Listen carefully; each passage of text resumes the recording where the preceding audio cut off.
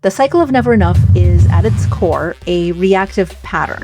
It's driven by fear of not being enough, of being found out, of losing standing or approval. It's all connected to not getting our needs met around safety, security, belonging, or meaning. And as a leader, what part of that is also yours to take on? It doesn't mean the external pressures go away. They don't. What changes is that you don't lose yourself in them anymore.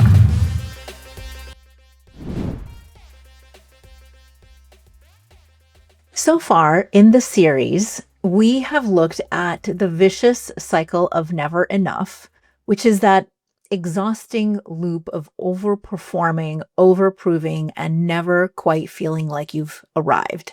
If you haven't listened to the last 2 episodes, you probably should listen to those first so that you can really put it all together with this final third part of my series on leading with agency. So what we've done so far is we've examined the specific habits that this cycle of never enough produces. And today I want to show you what breaking out of that cycle actually looks like. And if you're in a leadership role to change this for others, how you can help. So today I'm going to be sharing the strategic leadership pathway, a framework that is at the heart of all of my cohort-based leadership programs. Now, the cycle of never enough is at its core a reactive pattern.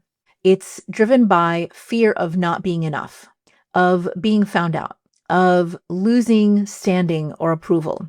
It's all connected to not getting our needs met around safety, security, belonging, or meaning, which, if you remember, that's connected to Maslow's hierarchy of needs, right? Our basic needs.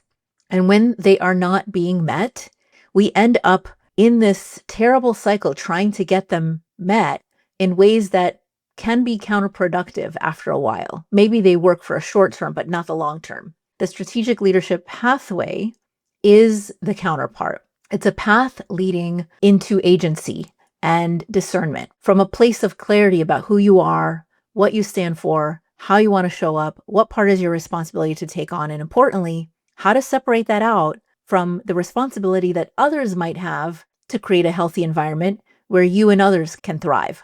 And as a leader, what part of that is also yours to take on, right? So unlike a lot of static tactical frameworks that only teach you how to address a specific problem, like how do I manage up? My framework is more of a deliberate developmental journey that requires ongoing practice.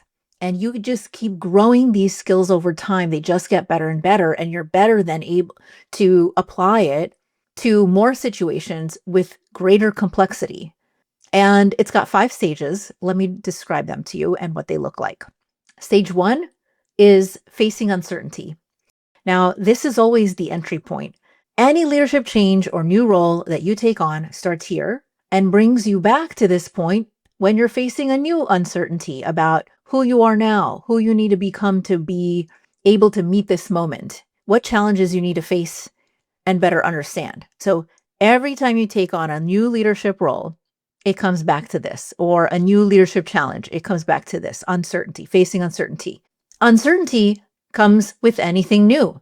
Feeling uncertain and facing uncertainty is not a problem, as long as you see this as a natural part of change.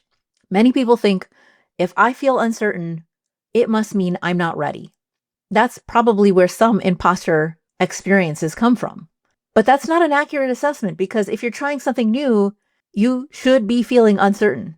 That's a normal reaction and normal experience, right? Now, if you're facing uncertainty, the next stage is stage 2, developing contextual identity, a leadership identity within this context. So this is where you clarify who you are within a specific role and context, right?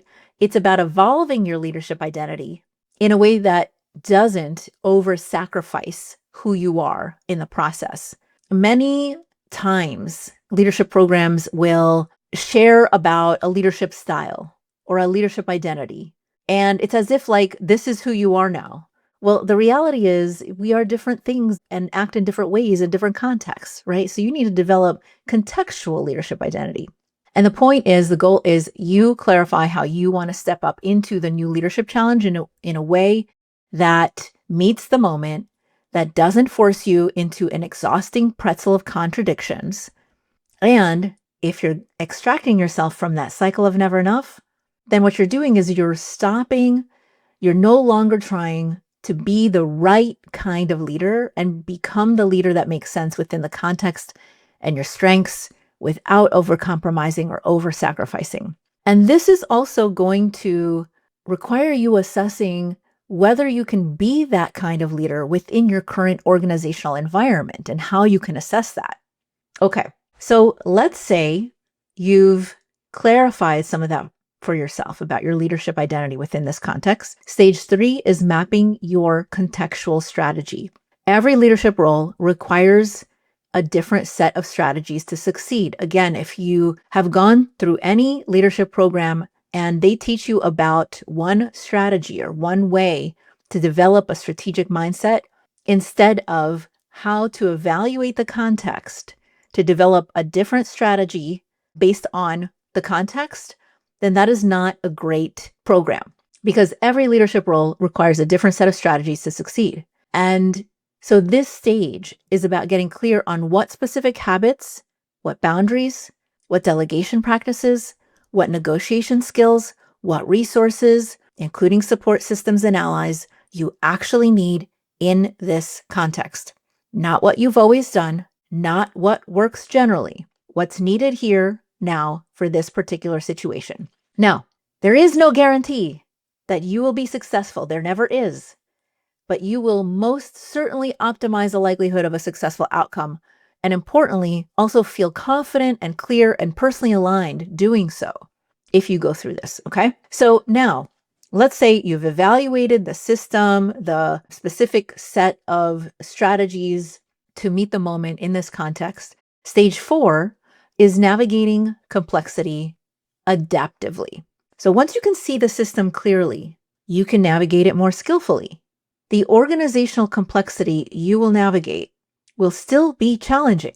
But this time, unlike the cycle of never enough, it's not going to destabilize your sense of self-worth. You will be better able to see options, opportunities, and possibilities, and have greater internal resourcefulness, which is a contrast to the scarcity mindset you were previously taught to embody in that cycle of never enough. When you encounter resistance, questioning, or backlash, you will then be less likely to internalize it as proof as if you're not enough. Rather than absorbing all of the blame or accepting all the blame, you'll be better able to name the systemic problems to help improve the system, and doing that for yourself as well as for others if you're leading others. And then finally, stage 5. In stage 5, we move with strategic influence and impact. As a result of the clarity and discernment you have gained and the skills to better diagnose complex multi-level challenges appropriately, you can better affect change in more personally sustainable ways and with growing influence that can create positive culture change. I know. Amazing, right? And we know that cultures that create all of this genuine psychological safety through all these mechanisms produce better outcomes, more innovation, more resilient teams, greater retention, all the things, right? So the key shifts, what I want you to notice about this pathway is that it requires you moving from passive acceptance of what is to active discernment of what you're dealing with and what you have at your disposal. You'll not only become a stronger leader, but you're going to also feel personally stronger as you withstand unrealistic externally defined pressures. It doesn't mean the external pressures go away. They don't. What changes is that you don't lose yourself in them anymore. You will learn to engage strategically, to know when to lean in, when to push back, when to advocate, and maybe even when to walk away. Now, if any of this resonates, if you're feeling the pull to start doing this work with structure and community, the accelerator that I've been talking about is exactly that. It's 5 weeks, only 5 weeks, mapped onto those 5 stages that I just described today. It's a small cohort experience. Everything is grounded in this pathway. And I'll be honest, there are a lot of leadership development programs that you can choose from out there.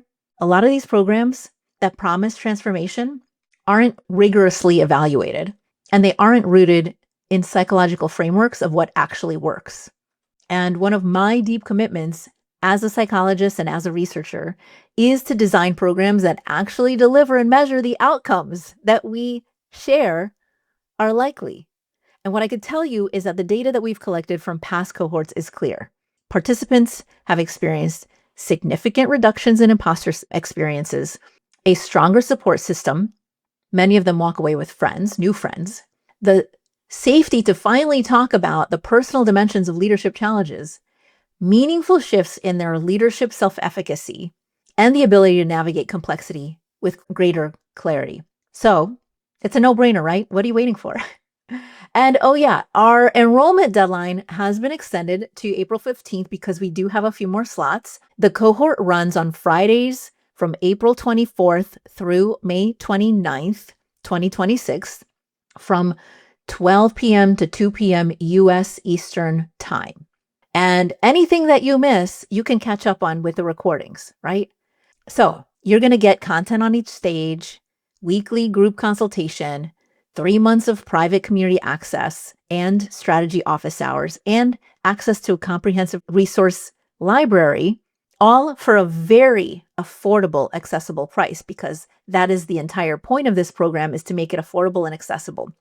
Now, who is this for? If you're a leader in healthcare, higher ed, STEM, research, or any complex disrupted field, especially those where technical leaders have moved up into leadership roles without sufficient leadership development access, if any of part of this series has landed for you, this program was built for you. It is women-centered, and it welcomes any leader open to that lens and committed to authentic, values-driven leadership. And your organization may be able to fund it as a professional development expense. We can help with that, and it's worth asking. So if you're ready to take the next step, register for the accelerator by April 15th, 2026. The link is going to be in the show notes. Spots are limited, and the program begins April 24th. I'm Dr. Mira Brancu. Thank you for spending this series with me on the hard skills. Share it with someone who needs to hear it. I can't wait to support you as we continue to try to stay steady during this time. Stay present right now and keep developing those hard skills muscles to manage today's constant change.